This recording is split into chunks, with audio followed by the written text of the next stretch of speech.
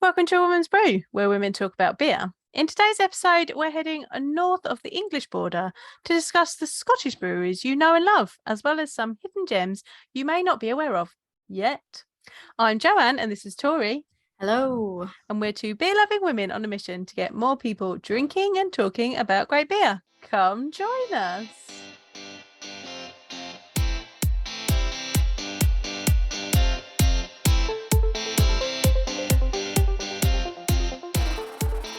I feel like you missed an opportunity there to do something very Scottish with your hello there. I didn't want to. It crossed my brain. I thought it might have done. But I didn't want to because I just thought, don't want to upset anybody. Yeah. And I was like, it's going to be so shit. Like, it will be utter shit. And I was like,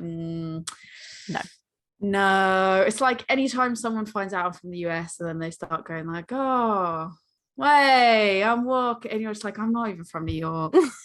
But it's funny.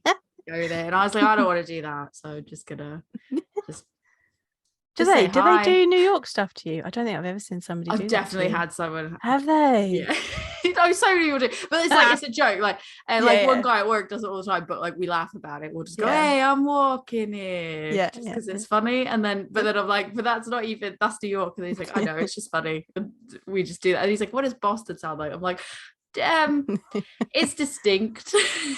So I don't think everyone that thinks they're doing like a New England accent's really just doing a New York accent. And I'm like, that's not brilliant. No, but that's okay. But I didn't want to do that to Scottish people. So I was going to just whip out a neighbor or something like that. And then I was like, yeah, maybe don't. Because, I'm not the master of accents. Did I ever tell you about the time that someone decided to pinpoint my accent? No. It was when I was at uni, and I went to uni in Bournemouth, and I was in a taxi, like going to a party out somewhere, and I was in this cab with this cab driver, and he was like, "Oh, where are you from?" And I was like, "Oh, I'm from Kent," and he's like, "Oh, where from in Kent?" "Oh, Maidstone." He's like, "Yeah, you've got a Maidstone accent," and I was like, "But how do you even know what a Maidstone accent is?" And I don't think Maidstone accent is any different from anywhere else in Kent. I think he's taking the piss. I think he was absolutely taking the piss. And I was just like, what do you mean? He's like, no, you've got like, there's a distinct twang that comes from, and I'm like, talking shit, mate.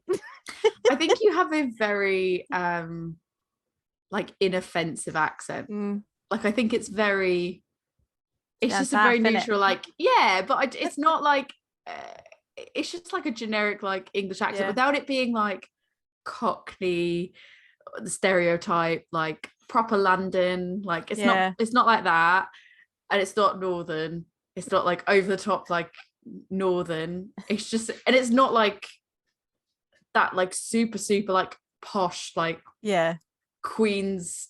Fairly neutral. Yeah, it's just very neutral, just very like inoffensive. Yeah. How he got Maidstone. Apparently this guy was an expert on Southern English dialects, obviously. Bit creepy, if I'm honest. Bit creepy that he knows that like so well. I don't know. I got out of that cab. I get Bristol and West Country, but I didn't think like Bristol was like, I didn't think like the Bristolian accent really sounds that much different to like anywhere else. But I don't know, apparently I'm very West Country sometimes. I don't know. Although someone that I met for the first time at work the other day, he's new to the company, and I was introduced to him. I literally just said like, oh, hi, how you getting on, sort of thing. And he went, what country are you from? And I literally was like, I was so taken aback because nobody ever knows that or asks that. And he like immediately, he just kind of looked at me and he was like, what country are you from? And I was like, strange. I don't know. And then I just said, we then, the game that we play with everyone, it's what country do you think I'm from? Right. Yeah. I didn't even say it, but the person that introduced me was like, what do you think? And I was like, yes, this is the game we play now. What do you think? And then I swear, I think he said something like Portugal, like he asked if I was Portugal or something. And I was like, no, not at all. And then I told him a new one. Yeah, well, I swear he said that. I can't remember now. And I was like, no, the US. And he was like, I was gonna say, like, you did say something and it sounded very specifically like American, and I was like, all right. And it caught me off guard because nobody ever guesses that. Everyone's like, oh, Bristol West Country.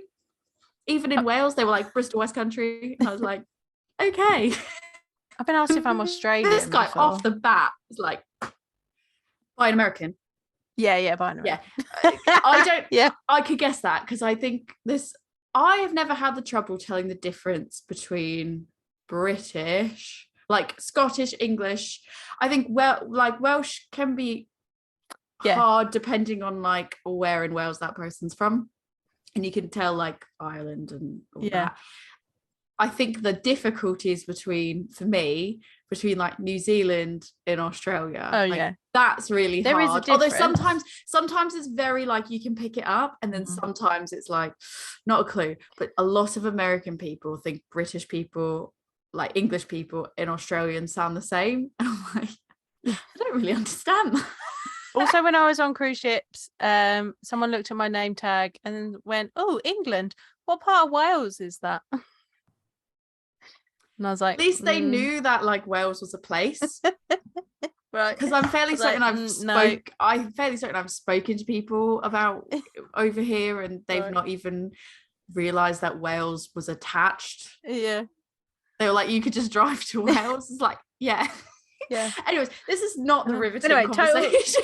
Total tangent. We're talking about You'll probably cut all of this breweries. No, I think this is all staying in. This is a good start. Right. Scottish breweries. Ask and you shall receive. Yes. We were asked to do an episode on Scotland. Took us a little while. We are here. Took us a while. But you know what? We're going to treat you. You're going to get 2 different Scottish episodes. Yeah, we thought we'd split it into 2 different ones. So today is Scottish breweries. And the next one will be on Scottish styles because, that takes a little bit more work. I mean, maybe not the one directly after this. No. We'll see. Yeah. We'll see how we go on. But that is a separate episode, also, so don't worry. Getting Scottish styles of beer down here in the Old South is slightly more difficult. So that we're building up to that one. Saying that, however, it was a really great excuse to buy from certain breweries that we're going to talk about today. It was orders that I wanted to put in at a certain brewery. And then we were like, cool, I guess we've got to order these now. We'll talk about that in a bit. So hopefully today the goal of today is just to kind of talk about breweries, either ones that we already knew, ones that you probably know, big ones, little ones that maybe you've never heard of, ones that I hadn't even heard of until researching this episode, just to see what was out there. And hopefully you come away from today at least finding one Scottish brewery that you're like, oh, it'd be quite cool to try that one. Let me give that one a go. Or just reaffirm your love for whatever brewery you already like that's Scottish. So I think let's make a start. We can crack the first one open. Right, so we have both got beers from Simple Things Fermentation. You got a proper I've got a bottle and I have got the Bretted 80 shilling. Now, an 80 shilling is a Scottish beer style, so we will get into what that is in the next Scottish episode. So don't ask any questions about that right now. What one have you got? So I have the pale ale from them. Excellent. This is one that I think, so basically to rewind how we ended up with them as well. So there's another episode. I'm not going to give away what the episode is, but you managed to find something they had that we had heard about but couldn't find. And then you were like, oh, wow, this brewery does this particular one that we're looking for. I'm not going to give a spoiler away. And then you ended up putting in an order. And then I think you also had something left over from a box that you had got somewhere that had like an extra one of them in it. And then you were like, I'll give you one of these. And then I'm putting in an order and I'll get you this. So I wanted to try them anyways because they sounded really, really cool. So you thankfully gifted me the ones that I've got from them. I did. Really kind like that. That's how we do things around here. It's all like, I've got an extra, you can have it, so on and so forth. The other one I've got, besides the one that I won't name, is a Pilsner. And I was almost going to have that tonight. But then I thought, I'm going to go with the pale ale because I feel like I haven't had a pale ale, just a plain not a plain, but I haven't just had a pale ale for a while. I feel like there's always something else that I'm like, not a pale ale tonight, something else. So I've also got I've got a session stout, and I've still got a Scottish export, which actually this is an aged shilling. A Scottish export is technically an aged shilling as well. So actually they're the same. Although this one's the same. This one's Bretted, so that's where it's different. So I'm excited. I'm gonna crack this open. Yeah, let's get this open because we've been talking too long and there's no beer in glasses. It's been a day. It's been a week and it's only Monday. Mine's lively. But I saved her. No spillages in this village. I saved her. I saved her life. I mean, mine's got a nice bit of head on there. So I don't have. I didn't have any. Oh, I did. I was gonna say I didn't have any Scottish tops. I did. I had my Vault City. Do you know what? It's in the wash. So instead, I'm wearing my Echo shirt. Mine too. I was just sat there just now, and I'm like, "Have I got any Scottish breweries?" I don't think I have. Oh, I've got Vault City. It's in the wash because we used it for a recording the other day. So I am wearing Black Iris today. I love that shirt. I love their shirts. I just went Echo. I got Echo because I bought a shirt. Yeah, that's a good one. The festival we were at this past weekend, and I'm not going to say what it was because I'm not going to date it, but you can probably figure out which festival Echo was at. Big beer festival we were at. Oh, that's so nice. Mine is like a lovely caramel amber colour, and it's got a lovely foamy kind of beige tan head. There's a nice bit. It smells like banana. Oh, yours smells amazing. Mine's got a nice like little bit of fruitiness, fruity hoppiness.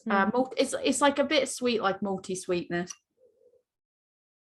Just nice fruity fragrance. So the only thing, so the two things. I'm holding up the bottle to the camera, right? So I find that simple things, fermentation bottles. Oh, she is exploding out the top. You're watching the video. That's an exciting one. She's very excited. She's having a little drip. They have these very interestingly shaped labels. So they've got like a wiggly edge. I've got the same one. They look really lovely. The only thing is, for us label collectors, they're a bit of a nightmare to get off. I don't think this is going to come off very well. I think it's going to rip. You have to do it very, very carefully because of the wobbly edge, if you want to get it off. And there's lots of nice information on this, but it's got more, like the labels then like typed over the top of it. It's kind of layered, which looks really nice, but then it makes it a little bit difficult to read the lovely information that's on it. So, love it, but pros and cons. I would say as well that I would recommend, if you're going to try to take it off, maybe try boiling a kettle, putting it in, and then even if you've got like a straight raider, like a straight edge, you've got to be really careful because you've got to get under each one of the segments of I'm thinking my actual label, the type of label this one is, I think it's not going to matter. I think mine's going to rip regardless because I just don't think it's the type you can take off, which is a shame because it's a very can confirm. I was going to say, this one, to be fair, is a very basic design on it, but I actually quite like it because I think it's very simple but effective. It's not like really magpie shiny bright nice colorful artwork on it or anything like that, but there's something about this, like the simplicity in it, that's just really nice. Because you've got a can one. The bottle ones are kind of layered print, so you've got your print and then there's a name that's printed over the top, but you can see through it. It's not solid, but it does just mean that you've got to really look at the information, which is fine because I am looking at it anyway. This is it says cocktail of orange zest, grapefruit and berries, oat, wheat and finest quality marisota, provide a smooth sweet foundation. I would agree with that from the aroma as well. You definitely get like orange zest in there. It tastes quite nice as well. Oh, that is really nice. It's not as it's just very well balanced, really. I think it's like it's hoppy, but it's not like, you can taste the hops, but it's not massively hoppy. It's just this, like, everything blends together really, really well, and it's just really pleasant. I feel like if it was sunny out, I know I say this a lot for pale ales, but it's like this one's definitely one of those, like, in the hot weather, this would be particularly nice and refreshing because of that orange zest and the grape fruitiness. Yeah. So seeing as this is an 80 shilling, that means it's going to be a very malt forward beer, which it is. It's got that bit of that caramelliness that I could like get from the colour and the Sounds aroma. like heaven. It had a bit of like a spiciness to it as well, and there's rye in it, so that's why. Oh. I think I should have left it longer because I'd like the Brett to actually come through a bit more. It's still a bit young, so you're not getting huge amounts of that lovely funkiness. And I've just seen, now that I'm looking closely at the label, like I said, so it's layered over the top, so you can't really read it. And then I was like, oh, it's called Get to Funk. I like that. That's good, isn't it? I like the name of it. So one thing, I guess, like, if you've never heard of them before, I've jotted down some notes about them. So they were founded in 2019 by Phil, so I would say Sison. So sorry if I've not pronounced your name. Yeah, Sison. Sorry if I've not pronounced your name properly, but that's how I pronounce it. Interestingly, apparently formerly worked in music studio management. That was really, really interesting. Brewery is based in Glasgow. Just as often produce beers providing a modern take on trad styles or providing a twist to something more contemporary. And I would agree with that. I think that they do have just really interesting traditional styles as well as more like modern stuff from what I've seen. Yeah. And all their beer is vegan friendly. It's vegan friendly, unfiltered, unpasteurized, and naturally carbonated. Nice. Through the re-fermentation process, which was interesting. And it says they also use local and foraged ingredients where possible. So that was definitely a cool one. I had a spruce beer from them, I think. Love a good spruce beer. Love a spruce beer. And yeah, I can confirm they do modern takes on traditional styles. Very useful because it is, if you're doing any sort of beer style training, finding the traditional Scottish styles can be a little bit difficult. And actually, as I said, I've got their Scottish export, which is very useful because Scottish export is a bit difficult to get hold of. So that was fun to find that with them. I am on their website right now because basically we'll put links up to all this because I didn't want to go on. Like, I could go on and I could read all the information about them. They've got an About Me section and you can learn more about them. But I didn't want to take away. I wanted to just kind of highlight for people like the highlights of the About Me, where they are, when they started, that kind of thing. And anything, if there's something particularly interesting, but really go check it out for yourselves because it's all written there. We'll link it all. I'll put all the links in the show notes. Yeah, but I just went to click on the beers that are available right now. Or maybe they're not available right now, but what they've created so far, not necessarily what's in their shop. And what I came up with was they did a collab with Thornbridge called Whiskers on Kittens, which was a chocolate Dunkelweiss. Nice. I want that. Like, while you were talking and I saw that, I was like, I thought you made a face. Yeah, I made a face, not at you. It was as I was. Yeah. I don't mean that, not at you. That pleasant, happy face. I know. I knew it wasn't. I knew it wasn't me. I was like, oh, she's seen something. I was just like, that's made her very happy. Oh my god! Like, what? That sounds beautiful. I want that again. Some of the stuff that they have done in the past, it's like, seasonals. They've got. So they've got a core range. They've got two in their core range, one of which is this pale ale, and the other is the Twisted Pilsner, which is the other one I have. And then they've got seasonals, where they've got a best bitter, a bramble saison. Like, how amazing that's. I've had the bramble saison. It was delicious. They've got a Scottish light, a session stout, table beer, for an extra stout, and a golden ale. And then they've got collaborations, which was with Thornbridge, was the Whiskers on Kittens chocolate Dunkelweiss, which I want that. Like, give it to me now. That sounds amazing. And the label is a little bit more eye-catching than, like, because it's got a bit of the Thornbridge flair to it as well. And then they've done one with I believe it's Exhale, which is a Belgian pale, which love that. Glass Ladies. They've done a Hop and Vice, which, you know, I love that as well. And then another Thornbridge, which was a Rausch beer. And I am here for Rausch beers. Like, yes. Love me some smug beer. I was going to say, looking at what's in their shop right now. So basically, I am on a limited buying. So I'm like, you're on a no beer buying ban. Doing this episode is one of the most difficult things, because I'm going to come out there and say it right now. From what I've seen, Scottish breweries are fucking killing it. They've got some of the most interesting, to me, and just in general, like taking from like traditional English and European, like German styles and stuff, and finding ways to make it just more interesting, mixed firm, and like all this kind of amazingly interesting stuff. So one of the hardest things for me is as if having, you know, beer as a hobby and podcasting as a hobby, you know, board games as a hobby, as if these were not already naturally potentially expensive hobbies in themselves, I decided to get back into video gaming, and I bought all the parts to build myself a PC, and that sent me back a fair amount of money. Yeah, they're not cheap. I'm future proofing for winter, so I can drink beer inside and do things inside with my beer instead of outside. But going through all of these websites and everything else, I was like, I'm like, I have to cut back my beer buying.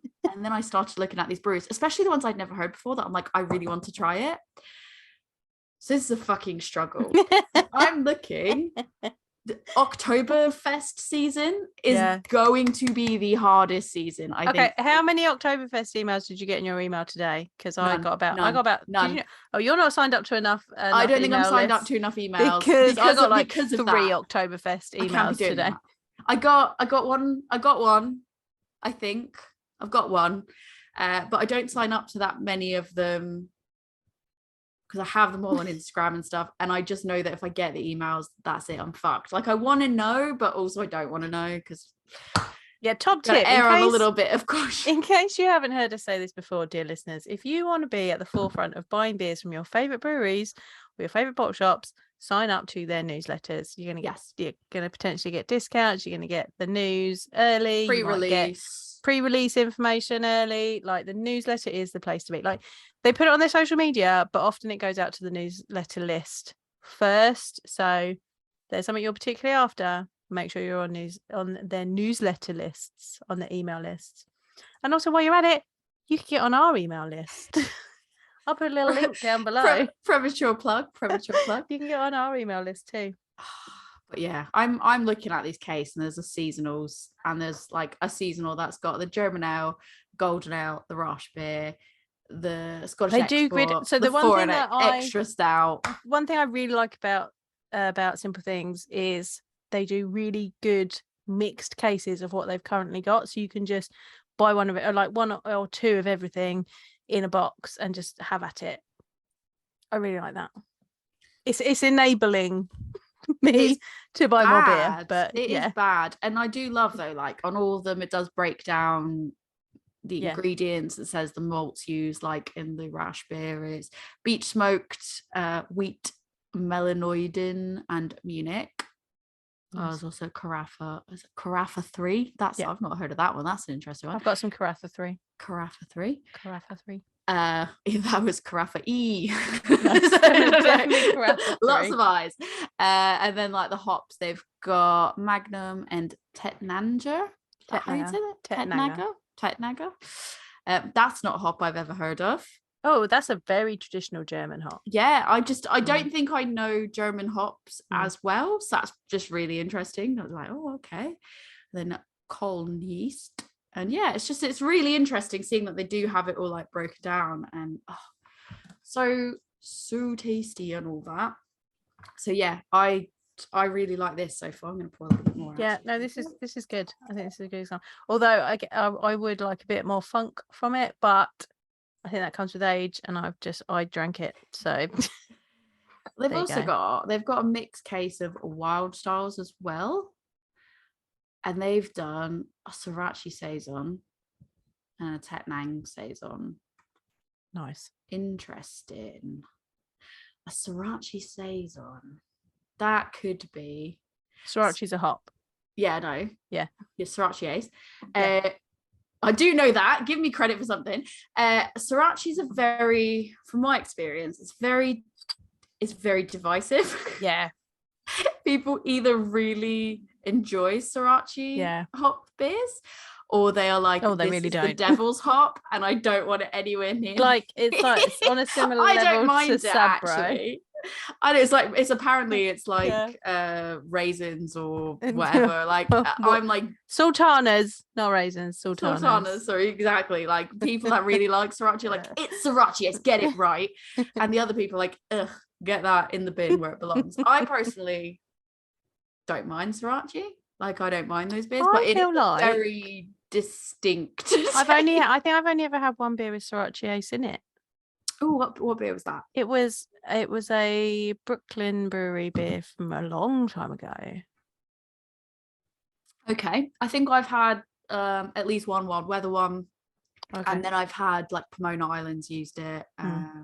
Yeah, I think I might be one of the only people that are like, I don't mind it. Like I wouldn't say I massively love it, but I wouldn't say that. Like I wouldn't be like, oh, that's my favorite hop ever. Right. But I actually like, if it's in there, I'm like, oh, actually, I'll be interesting. Let me try it. But I'm interested of how that works in a saison, just because of the fact that the flavors are. Isn't it quite spicy? Yeah, but not in a way. Like I'm just trying to think of how it would land mixed with like the rest of the like it's spicy, but in a very particular way. Okay, if that makes sense. Yeah. It's just not what I picture being in a saison. I'm sure it's probably amazing, but it's just interesting, really.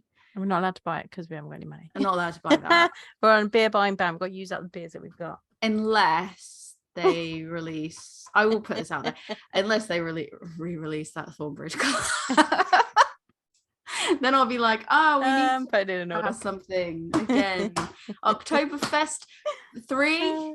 Because we've done Oktoberfest every year. I mean, I'm saving. Like the thing is, I am saving my money very much for Oktoberfest beers and pumpkin spice beers. I'm not ashamed of that. Someone tagged me in a meme. I'm 100% there. Someone tagged me in a meme, which is like the greatest meme, which was someone driving in a car, and it said, "Objects in the mirror may appear closer than they are." And it was like somebody running with like, it was like a pumpkin-headed person with the crown on, just like running, and the person was like, driving the car was just horrified, and I was like, I love this. This is amazing. And then it said something like pumpkin spices around the corner, something like that. And I was like, yes.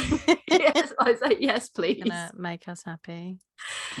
Oh, but yeah, that's the high level on simple things fermentation, or STF, depending on how you see the label. Cool. So while we've topped up our drinks, and I think while we kind of sip on the rest of it, I could just show you some other ones that I hadn't actually heard of until I started researching them, and a few of them just stood out to me as ones that I was like, these look really cool, and they're ones that I want to try, or they just had a really good like ethos to them, or they're ones that I thought people would like. They're a bit more crafty in presentation, at least, and their styles are more interesting, or they've got cool label artwork, or any of this, but it's not ones that I had heard of before. So it'd be interesting to see if anybody listening has heard of them. But the first one I've got is Alchemy Brewing. So they are based in Livingston, Scotland. And yeah, I quite enjoyed the way the artwork is. It's really hard to explain, but it's almost, they look almost like ruinesque, like they almost look like ruins on them. They've got some cool names, and they have a 80 shilling as one of them. That's going to come up, I think, a lot with quite a few Scottish breweries. They're going to go back to their roots and do the trad ones. Yeah, where our breweries down here are doing golden ales and best all the different bitters. Yeah, and dark milds. They're doing the shillings. So yeah, I mean, just skimming through. So these are just like the beers they do, not necessarily what's on sale with them at the moment. They've got a lager called Talisman. They've got an extra pale ale called Charisma. I saw that and I thought, unique RuPaul. I just wanted to be like, where's uniqueness, nerve, and talent? Like all of them should be up there, but it's just charisma. There's no uniqueness, nerve, or talent. Fortunately, Mr. Trick. They have Brilliant. an OZ IPA. An Oz. I'm guessing, is that like Australia? Is that an Oz IPA? Yeah. Interesting. I don't think I've ever heard one called that before. No, I don't think I've ever had that. Oh, I have had an Alchemy Brewing beer. Have you? Yes. So as you call these out, I'm going to look up and see if I've had them.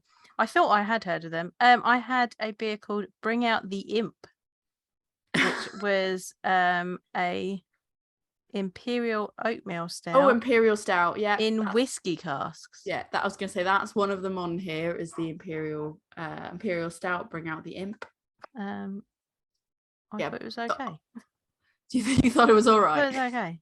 I thought it's boozy, lots of yeast, toffee and currant, burnt, a little bit oily. But I mean, that's what you expect from a proper impy, isn't it? Did you have it on tap or did you have it out of the bottle? Interesting. Where'd you get it? But I think I must have bought that from a bottle shop. Because looking at I'm on my Untapped right now, dear listeners, looking at it, I had it when I was trying different oatmeal stouts, and I had it against Sam Smith's oatmeal stout as a comparison. Interesting. Yeah. Back in 2018. Ooh. So quite a while ago as well. Yeah, so it could be that maybe like recipes have changed as well. Yeah. Be interesting to see if you tried it now, if your taste or the recipe or something else has changed. Definitely changed since then. Oh, mine's changed since like a year and a half ago. Last week. 2 years ago. But yeah, mine's changed since like a week ago, like honestly. So Bad Day at the Office is the Oz IPA. I've never heard one actually called Oz IPA, which is interesting. There's a pale ale called Ritual. There's 10-Story Malt Bomb, which is a modern 80 shilling. There is the Citra IPA called Arcana. Then Bring Out the Imp, which is the Imp Stout. That's cool. And then you have Talisman LA or Talisman La, low alcohol lager. So that's cool. They do like a low alcohol option as well. So it'd be quite interesting to see what that tastes like. And it looks like there's also a bunch of stuff that's their list that they had, but it looks like when you actually go to their shop, they sell lots of other breweries as well. So they sell Spey Valley Brewery, which I'd never heard of them, and there's a bunch of stuff on there. Keith Brewery, there's a bunch of stuff on there. One called Snake Venom, and then you've got the Alchemy Brewing one. So good place to get some Scottish beers if you want them then. Yeah, pretty interesting. Although saying that, I don't think they ship. I think you have to be collecting. Yeah, I think unfortunately, I think a lot of these, like the Highlands and the islands around Scotland, it's a bit difficult, isn't it? I think a lot of these smaller places up there, they don't really tend to ship out, unfortunately. But I just thought I'd call out in case someone's up visiting or lives up there or anything else. So yeah, that one seemed like an interesting one. Next one up is Black Isle Brewing Co., which is located in the Black Isle, which is Highlands. So they are, I found this one to be actually really quite interesting. So they are all organic brewing. They've got a shepherd's hut that you can rent out as well, and there's a veg garden. There's literally, it says like there's a veg garden there, and interestingly they are carbon neutral. Oh, that's really interesting. How cool is that? It doesn't look like I've had any of theirs, but I do recognize the labels, so I've seen them somewhere. So looking at them as well, like a lot of what they do is very environmentally friendly and conscious. They are so it's like right on it, their commitments. It says we've taken our first steps reaching net zero emissions by becoming carbon neutral. They're working with Climate Partner to support protection of the Amazon rainforest in Brazil, as well as the Department of Wind Energy and Saudi India.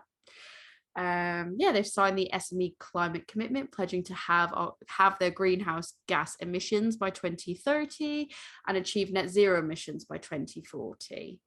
So I mean, that's a pretty good thing that they are doing there. I mean, they've been going, so they started off in a cart shed in 1998 and then they've grown since there. They're working to increase biodiversity. It says they're planting over 7,000 native broadleaf trees, reinstating hedgerows, digging new ponds, creating wetlands. Like, they're doing a lot in terms of nature. And then I saw somewhere so there's an accommodation called the Shepherd's Hut, and I'm just looking at it now. And it is like this tiny little, it's like one of those little tiny houses. There's literally just like a little bed and a tiny little kitchen. It looks like a little wooden hut, but like raised up with like a nice little decking. And it oversees some farm area. And I mean, that could be a pretty cool way to spend a night if you were looking to get away somewhere different. They've booked through Airbnb, so obviously we'll put the links. I don't know how big our show notes are, but we'll try to put there may be a lot for you to go and enjoy in these show notes. So if you don't regularly check our show notes, this is the show to go and have a look at all of our lovely links. It's saying that it overlooks organic fields where you'll likely have horses, sheep and cows to keep you company. Nice. That's pretty cool. I mean, in terms of the shop, what they have up there is they've got a pale ale, they've got a blonde. So these are their core range beers are the pale, the blonde. There's one called Goldfinch, I'm gonna guess is a golden ale. Orange and golden. There's a porter. You've got what is this one? Red Kite. I'm gonna guess, is that a red ale? Oh, it's an amber. It's like, it doesn't actually say on it. You've got to kind of click into them to see some of them. There's one called Spider Monkey, Hibernate, and they've got a Scotch ale. Nice. So Spider Monkey. Fun fact: is pineapple. Has pineapple aroma. Fun fact: Scotch ale and Wee Heavy are technically the same thing. Top tip. One for you to take away to our next episode. Yep. But I mean, looking at it, they do some really interesting ones. Like, if you click on the seasonal, they've got one called Coco Van Porter, and that is it's got coconut, chocolate and vanilla in it. Obviously it's a porter. I'm gonna guess it's probably more of like I don't know, I was gonna guess a bit more Christmassy, but it looks like that it's more summery because they've got sort of like tropical flavors, tropical leaves on it. Nice. We've also put 400 liters in 2 rum barrels of it, so that could be cool. You can buy this one, actually. I thought that when I click seasonal, it was just going to take me to things that weren't totally out at the moment, but no, you can definitely buy that sounded really interesting and eye-catching. This one sounds really good, and it looks like it's a sharing bottle, 750ml, and it's called Colonel Custard's Christmas Ale. It says Colonel Custard is the nickname of a tiny dog with a massive personality. Our annual release in memory of Tusker is a stonker. We've gone bourbon bonkers, a 100% organic imperial Scotch ale aged in Heaven Hill barrels, a rich deep vanilla aroma with silky smooth finish. Wow. How amazing does that sound? Like, these were, when I first looked at the core range is a bit it looks a bit more like traditional in the packaging, maybe like a little bit more simplistic, but what I quite liked is that, like, they're all different range of colors. There's like a fair range of colors on there, which is quite cool. But I never expected, when I clicked on seasonal, to get hit with so many of these really, really interesting ones. There's lots of like stouts on there. Obviously there's that porter. The labels are a little bit more interesting as well. They've got a gin. They've got an organic gin. I mean, that's sold out, but they do have it. So that's another one that I think is worth checking out. I said I didn't really want to read out all this stuff because I want people to go and check them out for themselves, but those were just kind of the highlights from the Black Isle Brewery. Cool. So the next one I found was Coco Van Brewery. Who not heard of Coco Van before? I feel like we've had this conversation. So they sound very familiar, but I'm not sure that I have actually properly heard of them, but like I feel like I've just seen them in passing somewhere, and I feel like we might have spoken about them before, but I included them in things that I didn't really know because I didn't really know a lot about them. I think I've just heard about them in passing once, but basically they opened in Leith in 2017. They have on their website a sharing bottle or something that sounds so incredibly interesting. It's called their Lost in Leith sharing box, and it's got 750ml of their Lost in Leith sharing bottle, which is, I don't want to misquote what it is, but it sounded incredibly interesting. Yeah. Okay. Yeah. So they have like different variations of this Lost in Leith. So they've got like Brett Peel's vintage 2021. They've got Lost in Leith, and this is one that sounds really interesting. They've got a Jasmine Brett Berliner, which sounds fucking amazing. There's a honey Brett Berliner. Ooh. There's gooseberry and Nelson saison. They've got I think that is a dry hopped Brett Berliner, and it's aged in Burgundian Chardonnay barrels for 10 months with a single strain of Brettanomyces. Is that all in one box? No, these are all different ones. But they've got the sharing box is a Lost in Leith, which then sent me down the path of like, what is the Lost in Leith? And they've got all these like amazing different ones. Then there's mix from Farmhouse, Bourbon Sour Red, Belgian Quad, Orange Amaretto Milk Stout. Like, how amazing. There's a tasting box for £38.50, and that has the Bourbon Sour Red, the Honey Brett Berliner, the Gooseberry Saison, the Brett Peel's 2021 vintage, the Jasmine Brett Berliner, and an Allegra glass. Now that pricing, that's really good, isn't it? I mean, they're 375ml bottles, so they're not huge, but like I feel like that pricing for what you're getting is really interesting stuff. I feel like that is really really amazing. They've got a few different ones. They've got a few different tasting boxes. So that was one of them.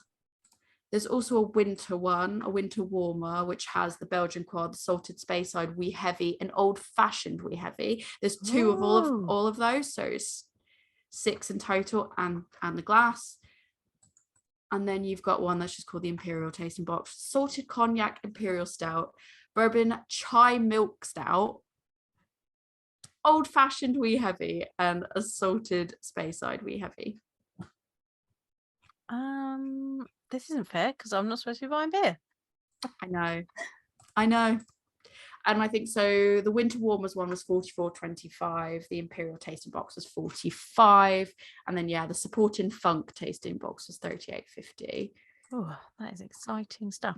I've had 2 Camper Van beers and I know of them. I have had a Baltic Porter from them. Oof. And a rhubarb Hefeweizen that they did as a collaboration with McColl's.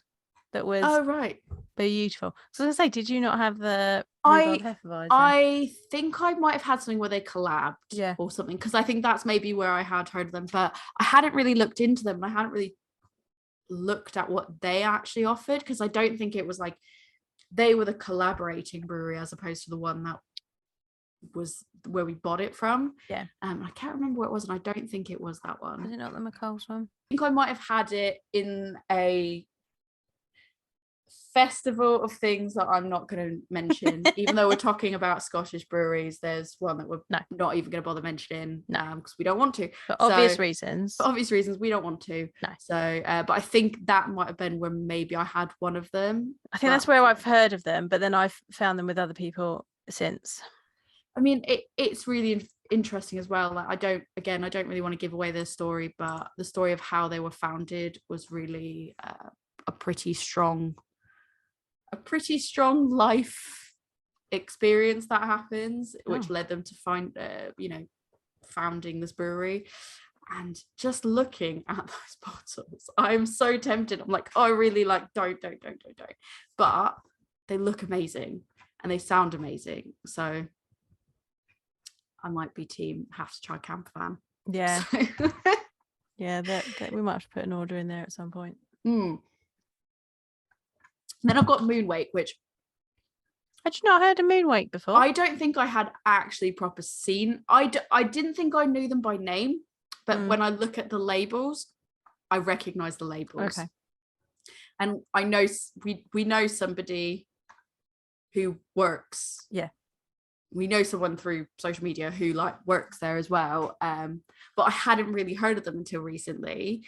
But then I looked at the labels and I'm like, actually, they do sound they look a bit familiar. I had some of their beer this past weekend. Yes, I have a glass from the festival that we were at, but again, you could probably put 2 and 2 together. They had a whole room, I think. They had one of the vaults. Yeah. Again, you can figure out exactly what that is. And yeah, they were on one of the glasses. So I'm just looking at what they've got, and they've got a Solero Pale. That sounds amazing. And they did a rye IPA collab with this. So I have wanted to try their milk stout for ages and haven't been able to get hold of it. But I did have. It is on here. See if you can actually buy it. And they were at London Christmas beer market. And I was hoping that they didn't have the milk stout then. It was sad times. But it is available on the website. I had a Nelson Pilsner, I think. Is that what I had? Ooh. I think I had Nelson Pilsner from them. I didn't get a chance to stop and see them this past weekend because I was just running around like a crazy person, like a headless chicken. So I didn't actually get to see them. But yeah, there's a Nelson Lager. Is that what you had? That's what I had. Yeah, that's what I had. Yeah. And yeah, the labels are really, to me, they're really satisfying because they look like Pokeballs. Yeah. It's like a circle that's like cut in half, but they just look like different Pokeballs. They're very simple, but effective. I quite like that. Yeah. Again, yeah, simple but effective, and they make me think of Pokeballs, especially the XPA, the extra. I'm gonna guess extra pale ale, because that's got like a white and red split for the circle, and it's just like a Pokeball. So love it. Yeah, they're also based in Leith, so another one to check out. Yeah. And then the last one I've got was Wuha Brewing. Wuha Brewing Co., which is basically they're near Speyside, which is again the Highlands, and they started in 2015. It's interesting. So they've got some stats on their page. It says they've been brewing 1,891 days. They've done 315 brews, 10 countries, getting a little Wuha. So I'm guessing they ship to 10 countries total, or they offer it in 10 countries total. 15,000 Highland cows in Scotland. Interesting, that's just a stat that's just thrown in there. I do love a good, because I think their logo is like their logo's got a Highland cow on it. But I just love that it's like, here's how many days we've been brewing, here's how many brews we've done, here's where you get the beer, and there's 15,000 Highland cows in Scotland. I love that, and I fucking love Highland cows. I'm gonna go out there and say they're cuter than normal cows. I think so. So as well, like we were talking about Zobel, another childhood program, it's like a Saturday morning program, had a puppet that was a Highland cow, because it was one of those Saturday morning programs, but it was set in a Scottish hotel, and their like mascotty property thing was a Highland cow. Can't remember what her name was. If you remember what I was talking about and it wasn't just a weird fever dream, can you imagine? Let me know what the name of the Highland cow was. People write in and they're like, no, it was definitely a thing, because they did, like, when they'd have celebrities and stuff, I think it was when they had celebrities and stuff on, they would ask them questions and it'd be a game, and they got a slice of toast every time they won, or every time they got one as their points. And there was like this little jingle that was like, toast, have a little bit of toast. And me and my brother sing that at each other. Me and my brother sing that at each other all the time. So I know it wasn't a fever dream unless my brother and I were having a fever at the same time. Maybe it was both of you together. You influenced each other with the Highland cow. Genuinely hilarious. Like a toast jingle, like toast, weird, random. And it does now. Whenever I make toast, that jingle does just go through my head. I feel like I want to Google that now and be like, what's the actual F?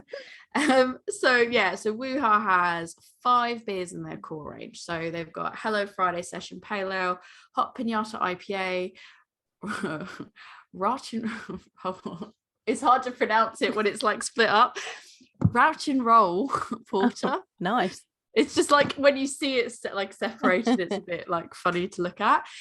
Northern Mischief Craft Lager and Amber Storm Scotch Ale. So yeah, it's like following the theme, like a lot of these Scottish breweries. Oh, and I think that's actually kind of cool that a lot of them do stick to making some of these traditional styles, and a lot of them do it in a really interesting way as well. Yeah. So yeah, that's pretty cool. I've had something from this brewery as well. Have you? Yeah, you've been like trying all these are all like new to me, and you're like, I'm like, no, I've had them. No, I've had them. I was like, I recognize that name, and I had a wheat beer from them that was in my local wonderful bar, the Pegasus. Ooh. So their beer has got as far down as down here in Canterbury. Nice. It's quite good as well. Like looking at their store, you can get mixed packs. So you can get like a mixed pack of 12 330 mils for 25 quid, or there's a pack of 12 500 mils for 27 quid, and I feel like that's quite good. And that's got the session pale, the IPA, the lager, and the smoked porter in it. Smoked porter, you know how we feel about smoked porters, although of course our love will always be with Echo Black. Yeah, just honestly, that was like the first thing at this festival at the weekend. Yeah, this episode it's not a cop-out episode. It's just the easiest episode to do after you've been on the go for like days and days and days. So apologies if we're low energy comparatively, but it's been a long week. But the first thing I had to do at this festival was like, I need my Echo Black. Back on draft, Joe. I saw Helena and Anthony, and I was like, please tell me that you have Echo Black. And they're like, yes. And I was like, I will be down as soon as possible for it. So absolutely love smoked porter so much. But yeah, I mean, it's very nice that I really like the little Highland Coo. I really love it. Little Highland Coo. Lovely. It's adorable little cartoon there. And all right, so we are moving on to our next Scottish brewery, and this Scottish brewery like really excites me. They make me very happy. It is Epochal, and they were founded in 2021, so they are incredibly new, and their first beers were released in June 2021, so they've not been around very long. It's a real one-man band at the moment. Gareth Young is the person that is running it.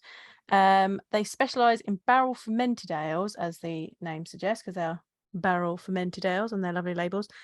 They're in bottles, and they are beautiful bottles. If you are watching the video, it's a gorge bottle. It's one of those nice, like heavy bottomed ones with the little divot in the bottom, and they've got these lovely kind of semicircular labels. It's again that simple yet effective thing. Yeah, they're like, really beautiful. But they're all like different. They all just go like very simple, like colour, and then the writing, and they've all got really interesting names. And I think a lot of them are based on like old recipes as well. So it's quite, and Scottish recipes in particular. So they're really interesting. Often they got a good bit of funk about them because they're in the barrels. Like they're really beautiful beers. So I've got the Fixed Stars, which is a Glasgow light porter fermented in oak barrels. Tori, would you like to say what you've got? Yeah, I've got Ethereal Substances, which is 6.8% Scottish pale ale fermented in oak barrels. It's hopped with Huell Melon and Centennial. Huell Melon, I feel like underutilized hop, doesn't get utilized a lot. I had the porter. The porter's really good. About the names, I've been saving it. So Gareth, Gareth, basically his past career was in academic psychology, and he's noted down on his website like a lot of the names that he picks comes from that. And also I'd spoken to you a bit on Instagram, and like looking at the stuff that's on his website as well, it's not just beers you can get. I want to say it's his brother. It might not be up here anymore, but I want to say it's his brother also does like woodworking, and it is the most gorgeous woodworking. He had at one point, that like I said, I can't see any of them on the website at the moment, but at one point he had like these gorgeous cheese boards. That was this beautiful woodworked cheese board. I think they've just put a photo up the other day on their Instagram of like their new bar, which was just which he made, gorgeous woodwork bar that has that epoxy sort of like finish to it that just absolutely stunning, and the names are stunning, and that porter you have is stunning. I took it to a D&D session. And if you are lucky enough to find these on tap anywhere, the pump clip is usually wooden as well. Yeah. Ooh. They're pretty when you see the pump clips. I've only seen them on the Instagram. I've not seen them in real life.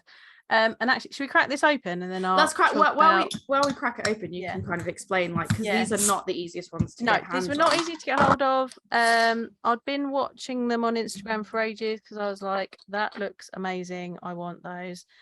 And I hadn't found any down this way or in a shop that I could get hold of. And then last Christmas they actually managed to get a license to do a web shop, and so I just put in a big order. And I got Tori and I the beers because she was in the US at the time, and I'm like, it's fine, I'll just have them delivered to my house and then we'll get them to you. Yeah, you did say you managed to find them and you're like, shall I order I'm like, some? I'm ordering. Like, absolutely. Do you want them? So we've had these since then, and obviously because they are aged already, they age a little bit more, so they will change over time. I think then unfortunately they couldn't get a license again, then it was difficult to get hold of, but I think the web shop is now back up and running. They are indeed. You can get mixed packs, so you've got a mixed pack of 6, which is 36 quid, and that has 3 of their new beers. One is a Scottish stock pale ale with Nelson, one is a Scottish stock pale ale with Motueka, and the third one is a Scottish stock pale ale that has Goldings and Halleratu. I can't pronounce that second half. I cannot pronounce that. I can never pronounce that. That is a fucking hard one. Hallertau Mittelfru. It's just like when they put those like the marks on it, and then I'm like, what the fuck? Like, how do you even do that? And someone might be going to the Hallertau region. All right, show off. To have a visit at some point. Show off with your new job. You can pronounce things better than me. Well, just to make you feel better, my beer's really foamy, and it's been sitting here and got a little bit warm, and now she's foamy. Mine's good. Haha. But yes, you've got that mixed 6-pack. You've got a mixed 12-pack. Like I said, that's 72 quid, and that has got 4 of each of those, as opposed to the 3. And then there's an extra mixed one for 12, which is 70 quid.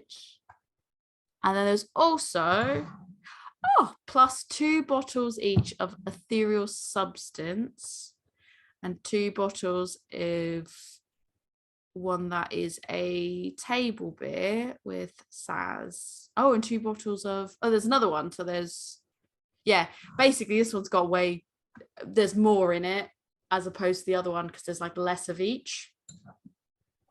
So yeah, pretty good. I really like the mix. I like the mixed box things. Yeah, I love a mixed box. This is beautiful. Oh, it's funky. Yeah, that one's really funky. Love it. This is beautifully clear. It's like mahogany with this lovely thick foamy beige head, which is still coming out of the bottle. It smells like cocoa powder. Like the best kind of cocoa powder. It's gorgeous, isn't it? Like bourbon biscuits. And then like dry, roasty, like dark chocolate, dry finish. Absolutely beautiful. Like very, very, very drinkable. 6.2%. I took it to D&D to have it at D&D.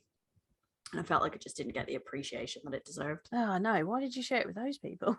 I mean, lovely D&D people, welcome, but they're not the beer peeps, are they? To be fair, that they did. I don't think they really drank it. I think it was just me and Rick, and I was just like, oh, still, that'd be like me sharing this with Gordon. He'd be like, tastes like beer. But I knew you had it already, so I don't really need to save it for you. And it's just like I like to be thematic with my D&D, so I try to get more like interesting, like more like old school styles, type or and that just felt like. But D&D character may well drink a porter, or my D&D character drinks everything and literally anything all the time. Like if I can get a to-go cup, I've literally my D&D character has been like, can I get this to go? And they're like, sure. And I'm like, can I buy a cake? I'm like, the DM, can I buy a cake? And he's just like, yeah, fine, sure. And then I barter. I'm like, how much is it? They tell me, I'm like, too expensive. I need it for cheaper. Where's my supermarket lovely drops? I need those. Good full price. I need my good full price lovely drops. Take my legal tendies, give it to me. That's my D&D character. I've got an amazing new idea for a D&D character now. Amazing. But yeah, I mean, I love with these, I love that because they are sort of battle aged, you know, they are aged beers and they've got that mixed foam happening. Like, you can leave them for quite, like, they are ones that you can leave to sit there for a while, so it's like you can buy them, and as long as you store them properly, you're not like have to have it immediately. So like, I love it when it's like you can buy multiple of the same and then you can have one and then be like, okay, let's leave that for a while and see what it tastes like and how it develops. Yeah, although they're really good, so you might not want to save them.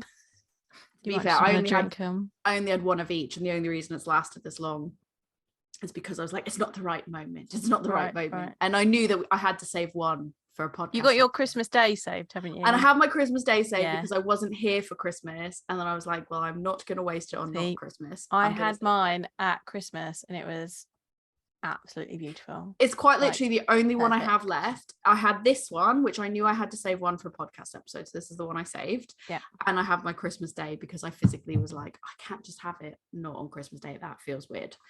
So I thought I'd also just do a quick run through of all the breweries now while we drink these, because this is a 375ml bottle. Yeah, 375ml bottle. We'll drink this, and I thought I can run through some stuff.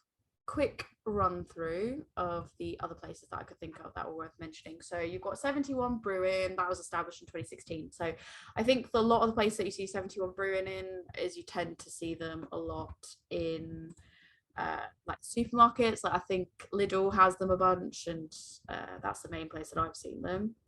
They tend to do a lot for International Women's Collaboration Brew Day as well.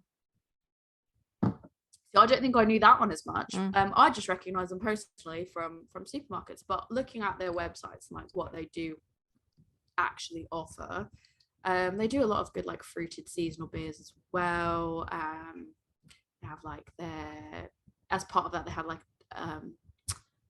Strawberry Crush. They had one called Strawberry Crush Dark Berry Beret. That sounds really nice. It's a as you imagined, dark berries.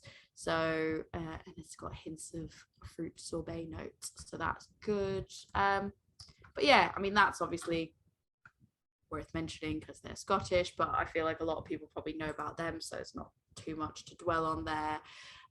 You have Brewton, which is in Peterhead. That was established in 2017. I really like the artwork on the Brewton stuff. It's very cartoony, but very like brightly colored and very just very like sailory, piratey, very very cool looking artwork in that sense. So I've had quite a lot of their fruit ones. They're really good. They have a rhubarb and strawberry sour that sounds really good. Their fruit beers are good. And then they've got a raspberry cream out, which is one of their seasonal ones. That sounds so good. There's a black cherry sour. Pilsners, pineapple Pilsner. That's a tropical Pilsner. I don't think I've ever really properly had a tropical Pilsner. That sounds really nice. There's a raspberry ripple ice cream out nitro. So these are all ones that like, that one's not in stock, for example, but some of these others are. So definitely encourage people to go at least look at they have a smoked porter called Smoked Machine. We just talked about smoked porters and how great they are. It's not in stock, but it's still great. Check out what they've got. They've got some limited edition stuff, some collabs, all that. Then you've also got I feel like I'm going to butcher this name because I don't know. I feel like I want to say Chromati, but I feel like it's Chromati.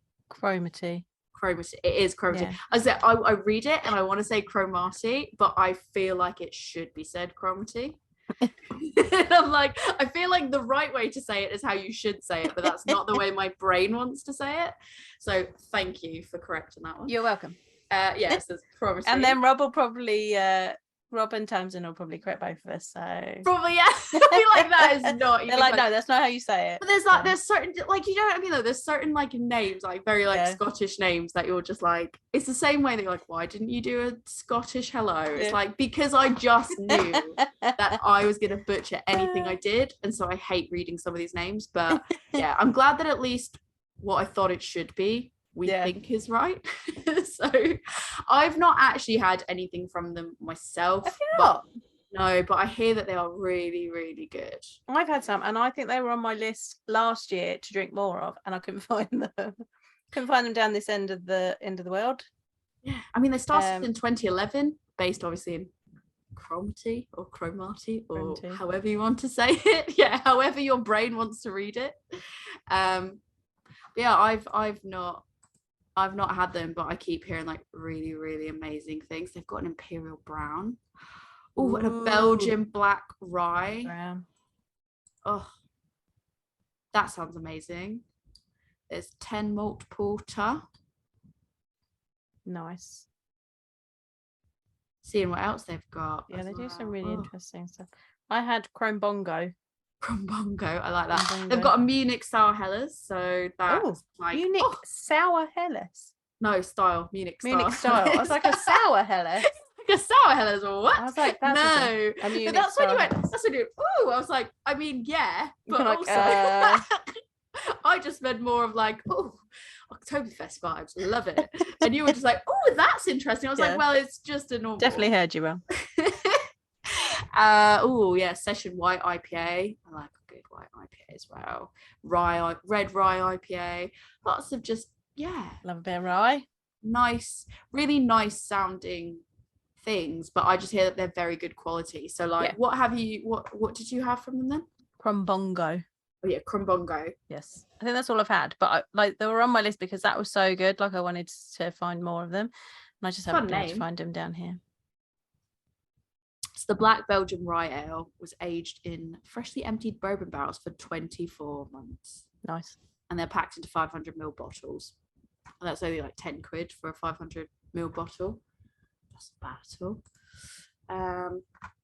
This next one, I was really actually intrigued when I looked into it, because I was debating, like, some of them, like the ones that were very supermarket heavy, I was like, oh, do I leave them in? Because not that it takes anything away, but I was like, people see them in supermarkets, like, but actually let me dig in deeper and see what they have. So the next one I've got on the list is Drygate Brewing Co, located in Glasgow, and I have only ever seen their disco forklift and like those supermarket ones, and I just thought, like, oh, I bet they don't, like, what do they actually have that's that interesting? But they've got like their core range, which has that, and then they do what's called the B-sides. There's their studio collection, there's small batch, and I clicked on small batch because I was like curious to know what their small batch is, and they did one.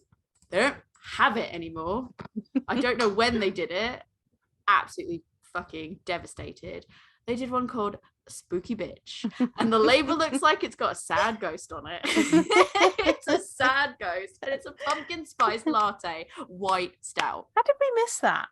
I don't know, because I don't even know when this was. Right, I'm looking it up. It was a collab with Shobi Scribbles, the creator of Spooky Bitch Coffee, and there's a link to her Etsy shop, which, thank you, I will be checking out. Thank you, Shobi Scribbles. But it's called Spooky Bitch, and I love that it was a white stout as well. So someone had it in July and checked it in to no one thought to Untapped. tell me that there was an amazing looking I label reckon with this a sad came ghost called I Spooky reckon this came out last Halloween, 9%. Oh, it's like they're just trying to kill me here. I'm looking at it, and it's 9% ABV, golden hued imperial strength ale, brewed with lactose, sugar, coffee beans, and vanilla, and infused with pumpkin spice blend, cinnamon, nutmeg, ginger, and clove. Maybe they'll Bring make it again back this Spooky year. Bitch. Maybe they'll make it again this year. Yeah, I mean, seeing that alone, I was like, well, they're on the list. Say no more. You're definitely added to this episode. It's happening. But even just like looking at the other things they had in there were really good. They had like a Christmas pudding one. There's one called Nightmare of Cake, which is a Black Forest Gatto. They had a spiced Belgian quad, and it was just so, and these are all in bottles. I mean, like I said, you can't really get them because they're obviously super limited, but an oak and apricot saison, like just such amazing like sounding beers, and they're all in the bottles, very different to what I know of them from supermarkets. So I will redact anything I've said about them just being supermarket.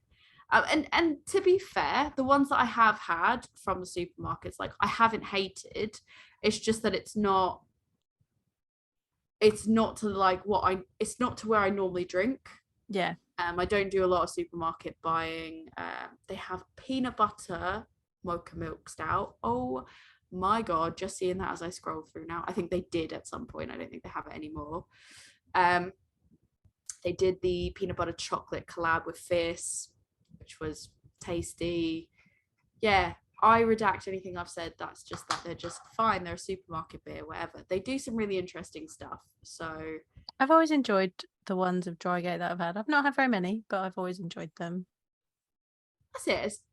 I don't think they've got an alcoholic ginger beer on their web shop at the moment. So I'm just trying to see, I'm like, please tell me the spooky bitch or something. There is not. But like I said, I didn't hate Disco Forklift Truck. I was just like, oh, it's fine. It's nothing like amazing, run out and get it again. But it's also like, if someone handed it to me, I'd be like, yeah, it's good, I'll drink it. But now I'm actually giving them second thought. I'm like, yeah, hang on. I need to keep an eye out and try more of some of this because I want spooky bitch. I am a spooky bitch. I want it. Again, kind of goes without saying, Fierce is obviously on that list. I've done this all in alphabetical order. Fierce is obviously on that list. Love a bit of Fierce. Yeah, it was interesting. Their first commercial mash took place in May of 2016. Really? Yeah. They're not as, I thought they were older than that.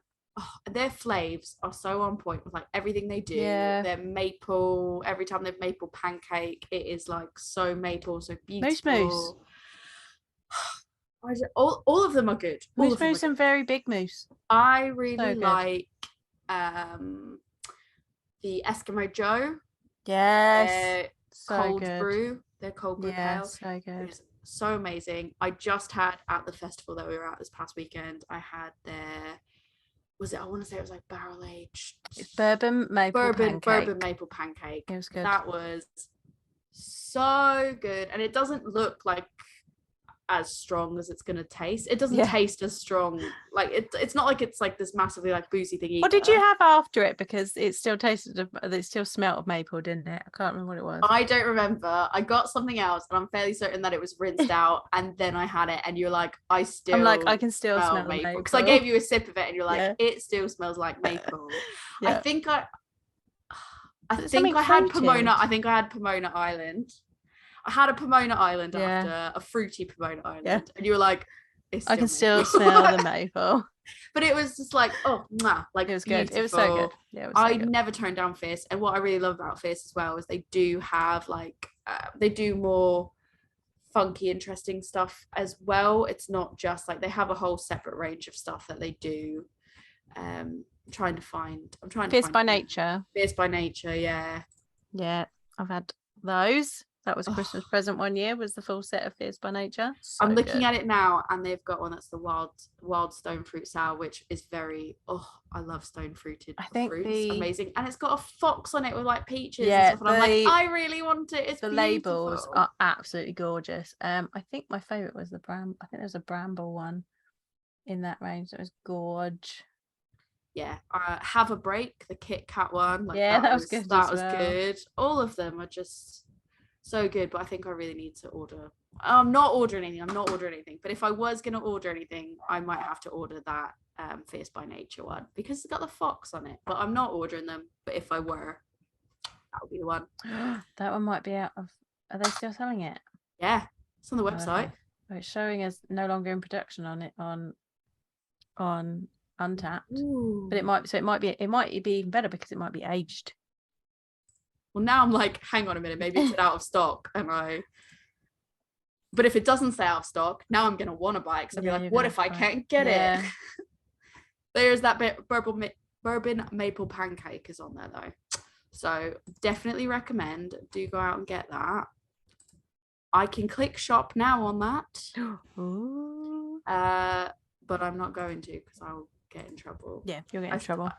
I tried to blur my background, people, if you're watching the video, because there is a mess behind me. It's empty bottles and cans that I haven't delabeled and a box filled with PC parts.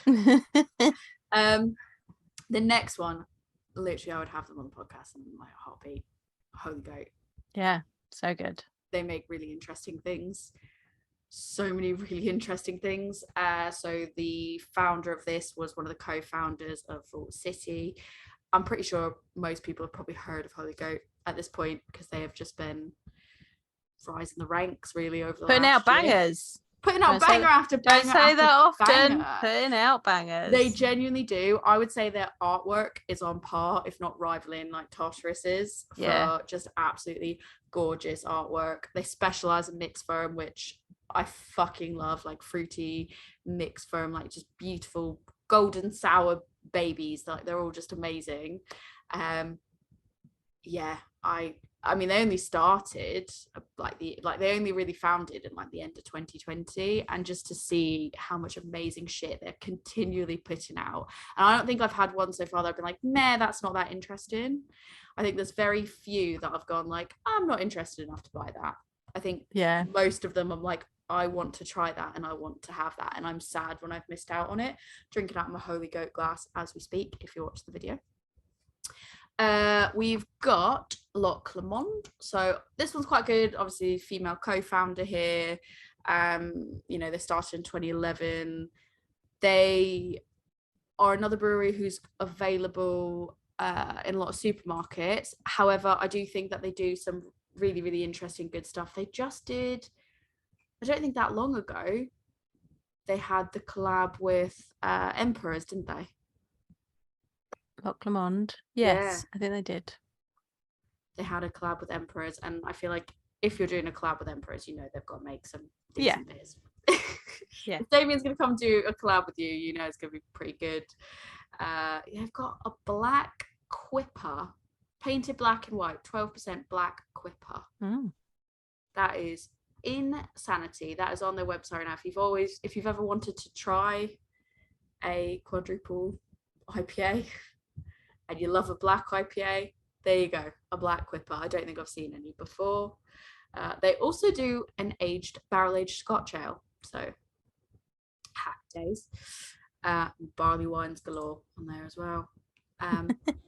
New Barns, we've covered New Barns before, so people probably have like heard of New Barns. Up there with all the good UK lager brewers, I think.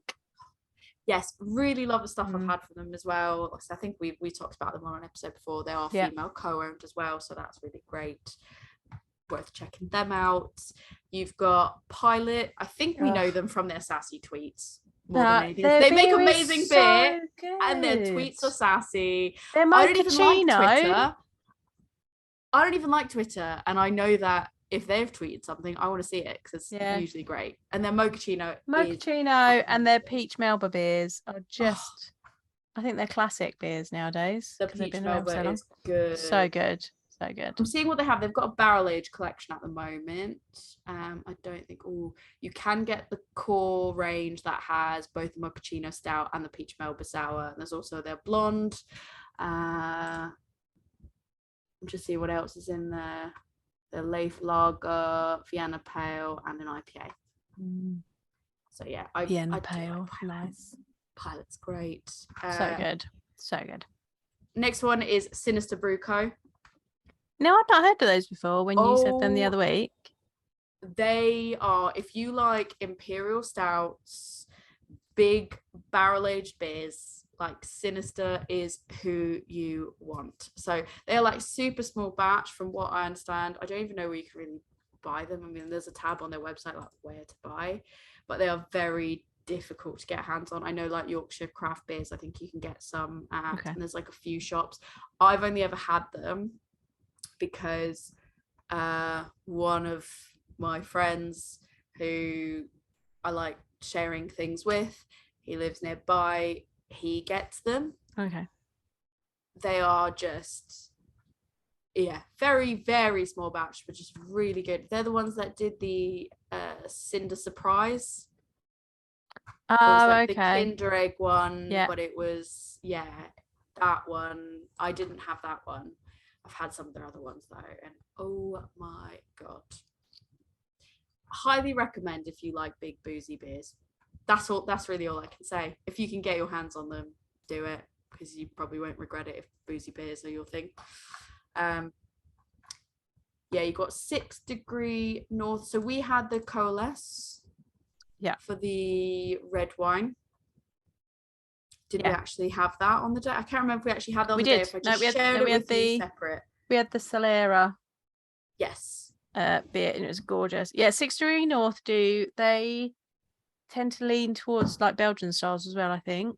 They do some delicious beers. Yeah, they've got a Belgian IPA, a wheat beer, all that. Oh, tasty stuff. They've been producing since 2013. You've got another one that I think again is known for like supermarket beers is Stout Brewery. Yes, they're female co-owned and they've been brewing since they launched in 2004. And they again have some, I think what I've learned is looking at some of these, they do have more interesting things available than like what people maybe tend to know them for. So I do wonder, like, if you live in Scotland and you like frequently buy from any of these breweries that we see in supermarkets down here, but we maybe don't get to see everything for, let us know if maybe it's like a different vibe where you are, because I'd be really interested to be like, do you know them for something different than what we know them for, which would be supermarkets and the very limited stuff that we get to see. It would just be interesting to understand if that's not the case if you're further up there. There's Tempest Bruco, which I again haven't tried myself, but is meant to be amazing. So they started in New Zealand and they started commercial brewing in 2010. I saw this and like everyone says like they're really, really good. The artwork, as well as like there's more artwork to the label, but it also is a very like simple label, but it's still eye-catching. They've got a jalapeno and lime IPA. Ooh. They've got Imperial Brown Ale, which again, that's amazing. We love a brown ale. I love a brown ale. They're the ones that did the Mexicake. Yes. Like the label of, I never got to have that. No, I don't think I got it as well, but everyone went a bit nuts over that, didn't they? It looked really good. It sounded really good, but I just didn't get a chance to get it. They've got a barrel-aged Imperial Scotch Ale as well. Double rye IPA. Oh, they've also got at the moment a bourbon barrel-aged Mexicake. So lots of really good stuff there. Whiskey aged Imperial Stout, definitely check them out, because like I said, I hear really good things about them, so it's one that I definitely want to check out. Maybe they'll make it to my next year's list. You've got Top Out Brewery, which was started in 2013 by someone that has a love of the outdoors, and they just basically want to bring their love of the outdoors to the brewing. They've got one on there, so they've got a strawberry sour, which sounds amazing. They've got a Hefeweizen, which, you know, I love a Hefeweizen. They have a Doppelbock strong Bavarian lager, which love Doppelbock. Kellerbeer Franconian lager, triple lemon sour. Just trying to, like, I know I'm speeding through this, but I just thought I'll just throw out as many things in case something gets attention. Vault City, I don't think we really need to say anything more about Vault City, just Vault City, full stop. Drink the carrot cake beer, it's so good. I think you've heard us talk about Vault City probably just a little bit. Just a little bit. Yeah, just a little tiny bit. But what I did notice when I was just looking on the website was they do have their code of conduct now at the top posted, so you can click on it on the top bar. So I thought that was really, really good. And we might be talking to them about things related to that soon. Spoiler alert, we'll see. Right. We will see. And then we've got West Brewery, which is brewed in Glasgow and started in 2006. So it was interesting because I didn't know. I've had Oktoberfest beers for them before. Yeah. I didn't know much about the brewery beyond just the fact that I was like, cool, give me any of the Oktoberfest beers, like any fest beers or anything else you've got. I want that. And apparently, so it is female owned, and it was owned by Petra, who's originally from Bavaria. And yeah, there's a lot of really interesting things to read on there. Yeah. Which I don't really want to take away from any of it. But what I will say is that I want to get the name of this right, because it's quite important. And it's definitely, I feel like, worth us digging in more into this brewery. But Petra set up in 2016, she set up the West Women Investment Fund to give both financial and personal support to other budding female entrepreneurs. Nice. Like, how cool we need to get her on that? And they're employee owned. So in 2019, they started an employee ownership journey. Amazing. Which is just like, I always think that's really cool. And their beer was really good when I had it. Yeah. So yeah, I enjoyed their beers. I really specifically wanted to call them out. I think they're Go read available. more. It's all on their R story, all of it spelled out. I think when I shared their beers for some reason, for something. And I think someone from Scotland was like, oh, these are just available in the supermarket up here. And I was like, that's exciting. I wish I could just mosey on down and just pick them up easily. Yeah. But yeah, it's really brilliant. So that's that. So you've got one last brewery that we're going to blitz through. Yes. Cool. All right. We've got one beer left. Joe, do you want to one beer? Of course. It is from Overtone. Oh, we got different Overtones. I have got Pretty Weiss. I have the Apripop, which is the apricot and peach sour, which I think you got, and then you were like, apricot, nah. Yeah. I think I gave you that because I was like, oh, it's got apricot now, I can't have it. I've got mine is sour cherry, boysenberry, and red currant Berliner Weiss. That sounds fucking amazing. Yeah. I feel like if you don't know Overtone, again, I feel like they were absolutely smashing it over the last year. Yeah, so I think so. Do you know what though? I don't think I've drunk as much Overtone as a lot of other people, because they make a lot of pale beers, and pale beers aren't my favourite. Although they do make really good sours. They do indeed. So they were founded in 2018, and according to their website, the head brewer Dan comes from New Hampshire, which always makes me happy to see a New Englander over in the UK. I love it all the time. So yeah, they're based in Glasgow, and so they self-described as specializing in New England IPAs, but they also say they don't shy away from sours and stouts, which I could attest to, and they do other styles as well. Like I've mainly had their stouts more than anything else as well. Which I think I've mainly had their sours, probably their stouts, and like people. I know a lot of people have drunk a lot of Overtone, and then I'm like, oh, I haven't met that many, and people are like, oh my god, what do you mean? And it's because they specialize in a beer that's not my favorite, but that doesn't take away, because they make excellent sours. Called mine, it looks like cherry juice. Yeah, this one looks like just mango juice, really, even though it's like the apricot and peach. It looks like a glass of like mango juice or something. She tart. I feel like this is more, it's a little bit more like Solero-y, where it's just like a little bit more like subdued, but you still get like the fruit. That's what I thought it was going to be, but because it's got apricot in it, apricot doesn't like me, so I decided to shy away from it just to make sure.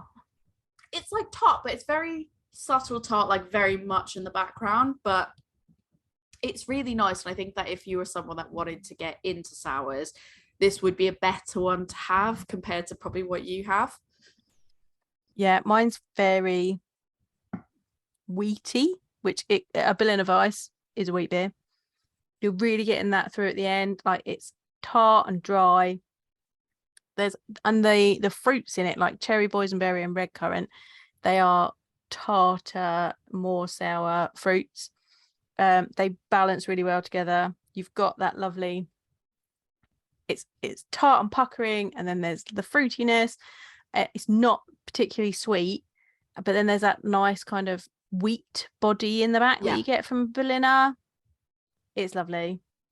Yes, this one is sweet. It's nice, creamy, fruity. It's got those like stone fruit, like beautiful stone fruits, but then there's like that like I said, there's that creaminess to it in the taste, and the tartness is like so far removed in the background, but it really is kind of like a Solero. Like, it's just like a nice ice pop. Like, I feel like if this was put in a slushy machine, Be all it over would make an amazing slushy beer.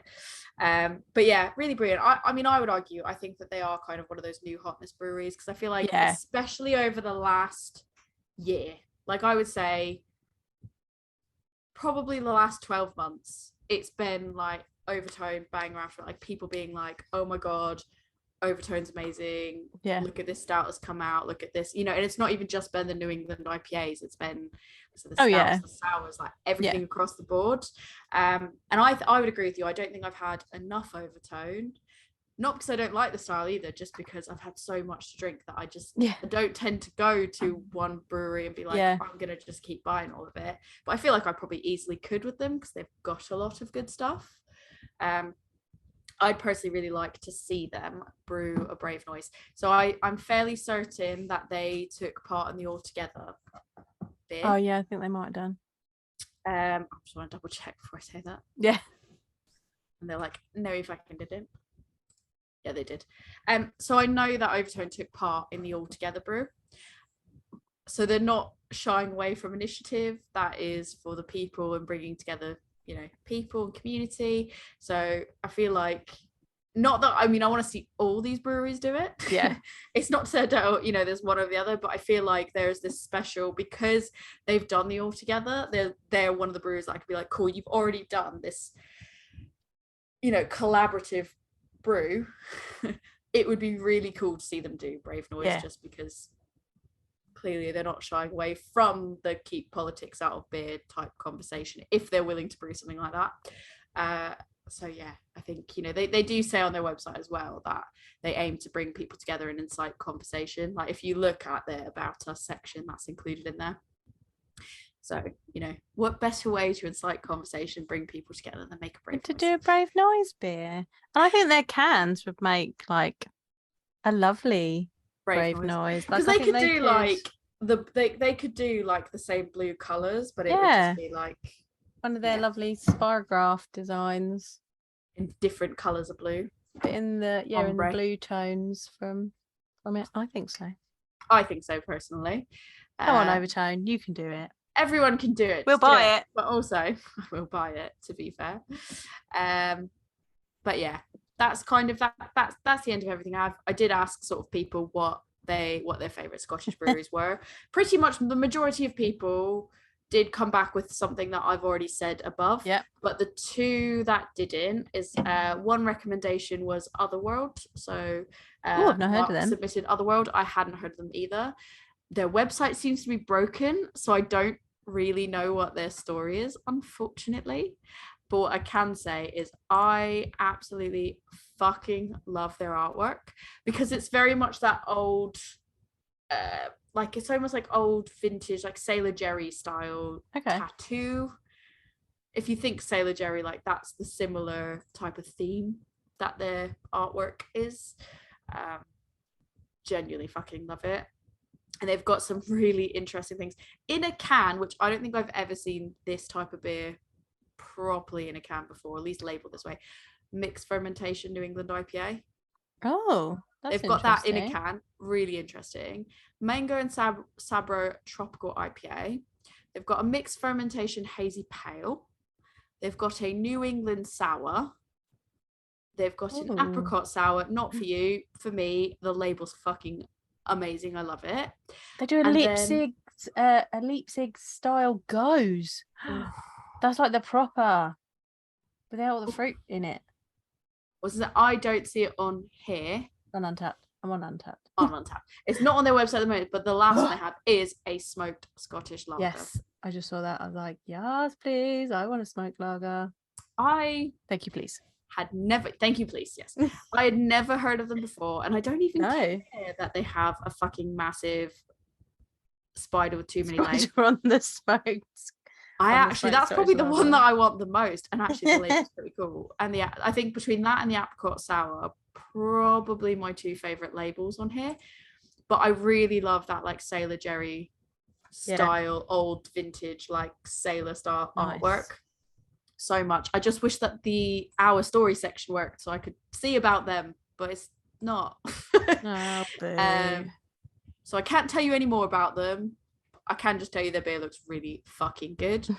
And then the last recommendation was Aaron Brewery. So the Tamsin, who asked us to do the Scottish episodes, she's going to regret this because I've waffled on. She's one, so she's recommended Aaron Brewery. So yeah, they produce award-winning beers and real ales, and they do that on the Isle of Arran. So they've been doing that since 2000. With the sweaters. Sweaters? Aaron sweaters. Is that a thing? I don't know. Aaron jumpers. Well, now I'm curious because I didn't know. I like when you like sort of click on their shop. It says, please be aware that due to Brexit, we are currently unable to deliver anywhere in Ireland. But then underneath that, it says, with our recent move to naked packaging. And I was like, what is that? We said most of our packages out shrink wrapped only. Oh. So, okay, that's fine. I just like that it's called naked packaging. Yeah. Because I was like, oh, risque. What is that? Brilliant. But yeah, so those were all what I could find. Got two others. Oh, which other ones? Go. Belfield are in Scotland, and they are the gluten-free brewery. Oh, amazing. Yeah. And Jump Ship, which I believe they are a no alcohol brewery. I have heard of them. Yeah. And they're in Edinburgh. There's amazing. 2 more. I mean, I did find a fuck ton more that I've just put in a separate folder for if somebody wants to know more about more Scottish breweries, especially really, really tiny ones. And I will say, as I went and I followed a bunch of them on Instagram, so many more were recommended to me that I was like, okay, also in Scotland, cool. And then I just fell into like a rabbit hole of following. Scottish beer, good stuff. Yeah. People are probably like, what the fuck? You've just gone on a sudden rabbit hole of Scottish beer. I feel like now we've done this one, I feel like we need to do a Welsh beer one and Northern Irish and an Irish one. Yeah. I mean, we could do it for like any. If there's a specific country you want to know about, I can do it. We can make it more interesting going forward. I just sort of was like, oh, just name a bunch of things. There we go. We're giving you that. If you want to know about a beer for beers from a particular country, Tori, where can they get hold of you to ask you about that? They can get a hold of me so I can redirect them to you on Instagram at adventures_in_optimism, or on Gmail at adventuresinoptimism@gmail.com, or you can email the podcast, which normally I more likely pick up, which is a women's brew podcast at gmail.com. When I redirect them to you, Joe, where would I be redirecting them? You can find me at my beer school, which is Love Beer Learning. We're on Facebook, Instagram, Twitter, TikTok and Pinterest. Talk to me about all the F-bombs that Tori dropped in this episode, because there was a lot. I don't think there's that many. There was more than usual, but I forgive you. You can also get hold of us at A Woman's Brew on Facebook, Instagram. I mean, we're on Twitter, but you probably won't get hold of us there. You're better off getting us on Instagram. Come there and ask us your country-related questions with beer. Yeah, I think that's it. Is that all the places? We told them all the places. We earned a break. So we're going to go finish all these delicious Scottish beers that we've got and then now. go to bed. And then go to bed, yeah. It is, dear listeners, a weeknight, so we're going to bed. So on that note, cheers.